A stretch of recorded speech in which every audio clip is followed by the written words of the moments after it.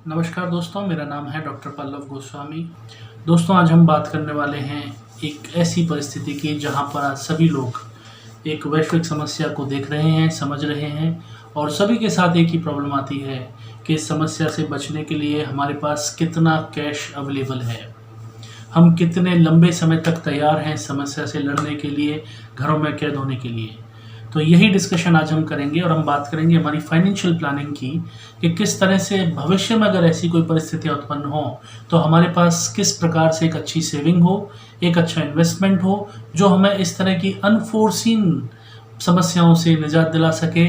और कुछ समय तक जब हम काम पर नहीं जा सकें, जब हम जॉब्स को कंटिन्यू नहीं कर पाएँ या हमारा बिजनेस नहीं चल पाए, तो उस समय में हम अपने फाइनेंसिस को किस तरह मैनेज करें और कैसे हम अपने लिए कुछ पैसा थोड़ा थोड़ा डिफरेंट पॉकेट्स में सेव करें, जो पैसा आपके भविष्य के बुरे समय के लिए काम आए। तो आइए बात करते हैं इसी सब डिस्कशन पर और थोड़ी सी बात करते हैं हमारी फाइनेंशियल प्लानिंग पर। दोस्तों, फाइनेंशियल प्लानिंग को बहुत कॉम्प्लेक्स बना दिया गया है। जब भी हम बात करते हैं फाइनेंसिस को मैनेज करने की या फाइनेंशियल प्लानिंग करने की, तो आप हमेशा देखेंगे कि कोई ना कोई एक्सपर्ट आके इस पूरे कॉन्सेप्ट को इतना कॉम्प्लिकेटेड बना देता है कि एक नॉर्मल व्यक्ति इस फाइनेंशियल प्लानिंग का हिस्सा नहीं बनना चाहता। उसके लिए फिर यही होता है कि ठीक है, जैसा चल रहा है वैसा चलने दें, मुझे कोई फाइनेंशियल प्लानिंग नहीं करनी। और वो अपने उन्हीं लिमिटेड रिसोर्सेज में रह जाता है, चाहे वो बैंक्स की एफडी हो, चाहे वो रिकरिंग डिपॉजिट्स हों पोस्ट ऑफिस की, या कोई नॉर्मल इन्वेस्टमेंट्स हों। तो हम बात करेंगे कुछ ऐसे एवेन्यूज़ की जहां पर आपका पैसा सेफ भी होगा और जहां आपका पैसा ग्रो भी करेगा। और फाइनेंशियल प्लानिंग को हम बड़े इजी वे में समझेंगे कि किस तरह आप अपने गोल्स को डिज़ाइन करके, गोल्स को डिटरमाइन करके, अपने लिए थोड़ा थोड़ा पैसा सेव करके कुछ अच्छे फंड्स और कुछ अच्छे कॉर्पसेस बना सकते हैं। तो आइए दोस्तों, समझते हैं इसी कॉन्सेप्ट को। फाइनेंशियल प्लानिंग को हम बेसिकली 5 डिफरेंट पार्ट्स में डिस्ट्रीब्यूट करते हैं। पहला हिस्सा वह पोर्शन जिसमें कुछ लिक्विड कैश आपके पास रहेगा, आपकी जेब में रहेगा, आपके घर में रहेगा या किसी ऐसी जगह पर रहेगा जिसको आप बिना किसी नोटिस के तुरंत निकाल पाएं। दोस्तों, ये बहुत ज़रूरी है कि आपके पास कुछ पोर्शन ऐसा हो जो लिक्विड कैश के फॉर्म में आपके साथ हो। और एक थंब रूल कहता है कि आपके पास कम से कम अपनी मंथली इनकम का 6 गुना या कम से कम 5 गुना पैसा आपके हाथ में कैश इन हैंड होना चाहिए या कैश एट बैंक होना चाहिए। पिछले कुछ समय में आपने देखा कि कुछ बैंक्स भी प्रॉब्लम्स में आ चुके हैं। वहाँ भी आपका पैसा कंपेरेटिव सेफ नहीं है जैसा पहले सेफ रहा करता था। तो हमारा दायित्व है कि हमारा पैसा कुछ ऐसी जगहों पर इन्वेस्टेड हो जहाँ पर हमारा पैसा चाहे ज़्यादा ग्रो नहीं करे लेकिन सेफ रहे। तो फर्स्ट थंब रूल है कि आपके पास आपकी मंथली इनकम का 5 से 6 गुना पैसा कैश इन हैंड या कैश एट बैंक होना चाहिए। अब इसके लिए आप किस प्रकार से प्लानिंग करेंगे, आप इसको किस तरह से मैनेज करेंगे, ये आपको डिसाइड करना है। चाहे आप अपने खर्चों में कटौती करें या फिर आप अपने इनकम के सोर्सेज को बढ़ाएं। First condition is that you must have 5 to 6 times cash in your hand. दोस्तों, दूसरा सजेशन है कि आपका यानी जो व्यक्ति घर में अर्निंग मेंबर है उस व्यक्ति का कम से कम सालाना आय का 15 से 20 गुना इंश्योरेंस होना चाहिए, डिपेंडिंग अपॉन एज।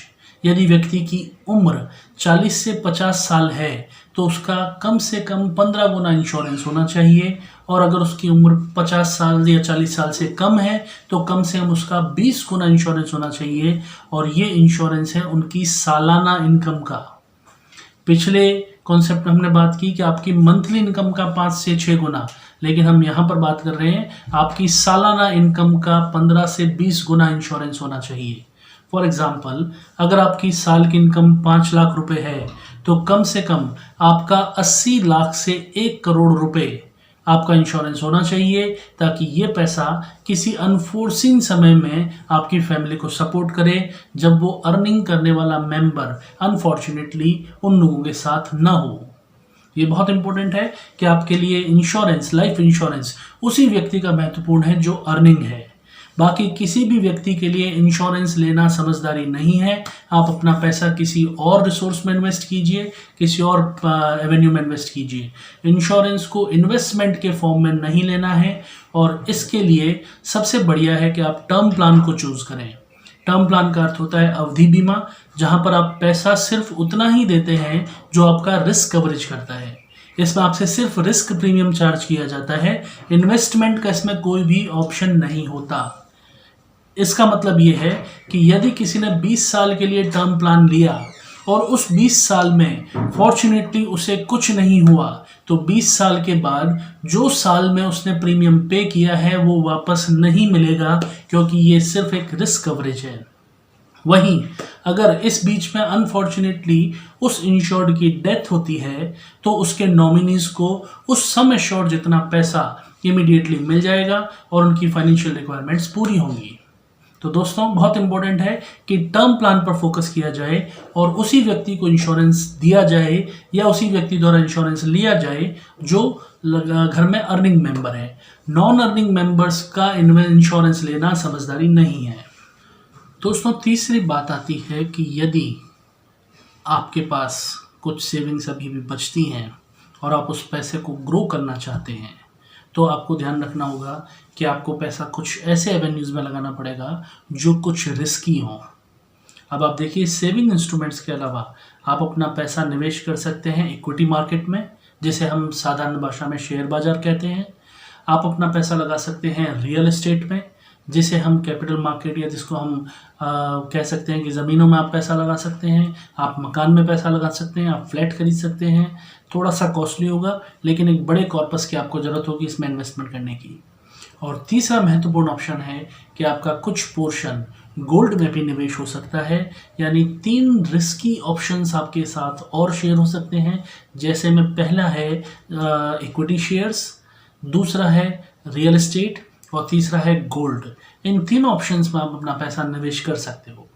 पहला और दूसरा ऑप्शन ऐसा है जिसमें आप अपना छोटा छोटा पैसा, स्मॉल अमाउंट ऑफ मनी, किसी ना किसी फॉर्म में निवेश कर सकते हो, जिसको हम सिस्टमेटिक इन्वेस्टमेंट बोलते हैं।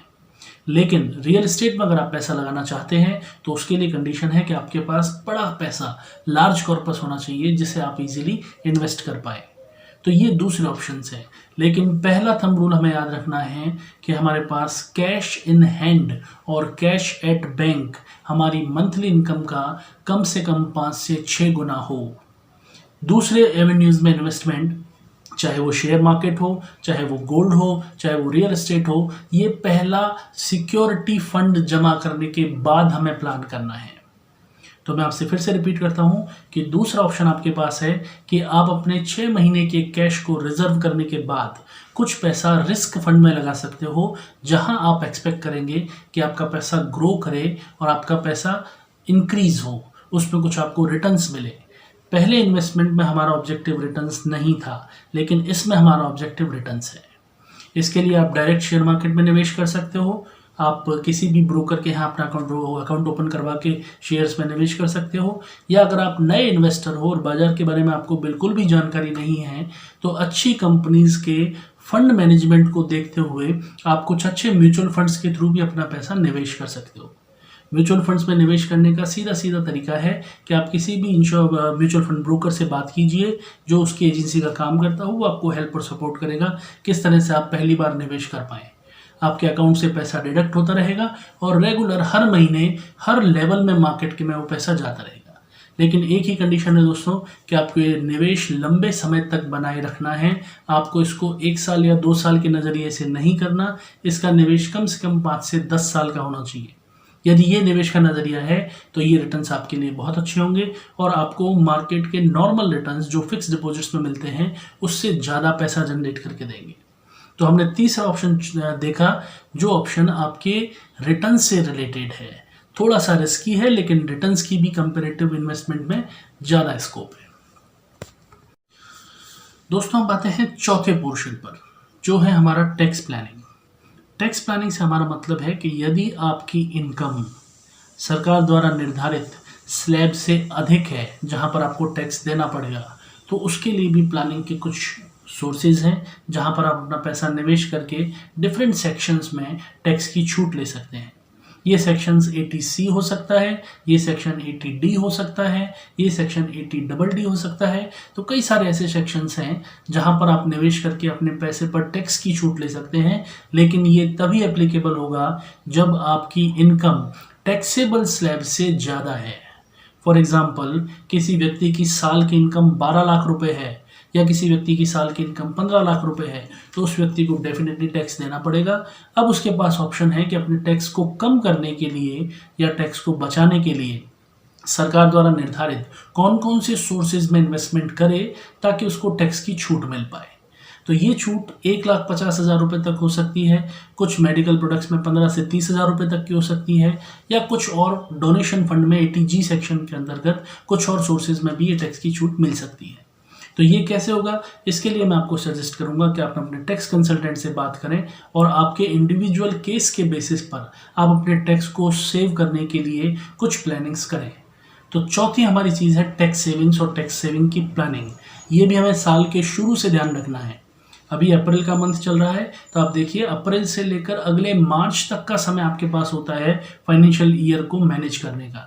तो हम जनरली गलती ये करते हैं कि फरवरी मार्च के मंथ में डिसाइड करते हैं कि अब हमें अपने टैक्स को सेव करने के लिए इन्वेस्टमेंट कहाँ करना है। तो कई बार गलती ऐसी होती है कि उस समय या तो मार्केट बहुत हायर लेवल पर होता है या जल्दबाजी में हम कुछ गलत ऑप्शन ऑफ इन्वेस्टमेंट चूज कर लेते हैं, जिससे हमें रिटर्न्स पर फर्क पड़ता है। तो आपने टैक्स तो सेव कर लिया, लेकिन आपका भविष्य का जो रिटर्न्स हैं वो नुकसानदायक होंगे, क्योंकि ऐसे प्रोडक्ट्स में सामान्यतः 3 साल से 5 साल तक का लॉक इन होता है। उससे पहले आप अपना पैसा विड्रॉल नहीं कर सकते अगर आप टैक्स रेवेन्यू के सोर्सेज में पैसा लगाना चाहते हैं।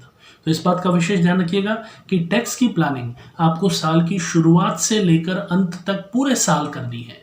उसे किसी कुछ महीनों तक ही सीमित ना रखें। आप उसके लिए डिसिप्लिन इन्वेस्टमेंट करें, चाहे आप उसको किसी फंड में इन्वेस्ट करें, और सही समय पर उस पर निवेश को आप इंक्रीज कर सकते हैं और आप उसमें निवेश कर सकते हैं। तो इस बात का विशेष ध्यान रखें। और दोस्तों, फाइनेंशियल प्लानिंग के लिए जो 5वां सबसे महत्वपूर्ण एरिया है वह है हमारा लोन मैनेजमेंट। आज की डेट में, आज के संदर्भ में हम देख सकते हैं कि कोई भी व्यक्ति बिना लोन के लाइफ को मैनेज करना उसके लिए बहुत मुश्किल होता है। तो कहीं ना कहीं सभी लोग लोन्स के चक्कर में कहीं ना कहीं फंसे होते हैं। किसी का कार लोन की EMI चल रही है या किसी का हाउसिंग लोन की EMI चल रही है, किसी ने एजुकेशनल लोन ले रखा है या किसी ने कोई पर्सनल लोन ले रखा है। तो इस तरह के बहुत सारे लोन्स हैं जो आज की डेट में बैंक्स और दूसरे फाइनेंशियल इंस्टीट्यूशंस बड़ी आसानी से उपलब्ध करवा देते हैं।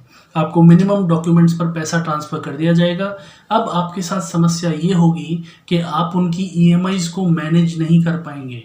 तो कई बार ऐसी सिचुएशन आती है कि जब पैसा मिलने का समय होता है, जब बैंक हमें लोन दे रही है, वो बहुत आसान होता है, लेकिन जब उसको रीपे करना होता है तब मुश्किल आती है। तो ऐसे केसेस में आपको 5वां एरिया जो फाइनेंशियल प्लानिंग के समय ध्यान रखना है वो है कि आपके कौन से लोन्स हैं जिनकी कॉस्ट आपके लिए बहुत ज़्यादा है। फॉर एग्जाम्पल, आप देखेंगे तो पर्सनल लोन्स की जनरली इंटरेस्ट रेट्स बहुत ज़्यादा होती हैं। हाउसिंग लोन की इंटरेस्ट रेट कंपेरेटिव बहुत कम होती हैं। तो आप अपना मैनेजमेंट इस ढंग से करिए कि जो इंटरेस्ट रेट हायर वाले प्रोडक्ट्स हैं आप उनको पहले रीपे करने की कोशिश करें और आप कोशिश करें उस लायबिलिटी से बाहर निकलने की। तो दोस्तों, ये 5 डिफरेंट एरियाज हैं। मैं समराइज कर देता हूँ जल्दी से। पहला, जो आप बात कर रहे हैं अपनी पर्सनल सेविंग्स की, जिसमें हम पहले शुरू में हम डिसाइड कर रहे हैं अपने 5 से 6 महीने की सेविंग्स, ये कैश इन हैंड होगा या कैश एट बैंक होगा। दूसरा, हमने बात की अपने इंश्योरेंस की, इंश्योरेंस उसका जो अर्निंग मेंबर है। तीसरी, हमने बात की उस इन्वेस्टमेंट की जो हमने रिटर्न्स के ऑब्जेक्टिव से किए हैं। और चौथी, हमने बात की हमारे टैक्स प्लानिंग्स की।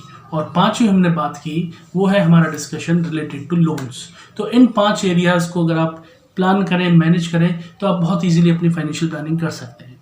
तो अगर किसी तरह का कोई क्वेश्चन आपके मन में हो तो डेफिनेटली अपने क्वेश्चंस को इसमें रिवर्ट करिए और इस पर डिस्कशन को आगे कमिंग ऑन करिए। आने वाले वीडियोस में हम इस पर इंडिविजुअली डिटेल में बात करेंगे। धन्यवाद।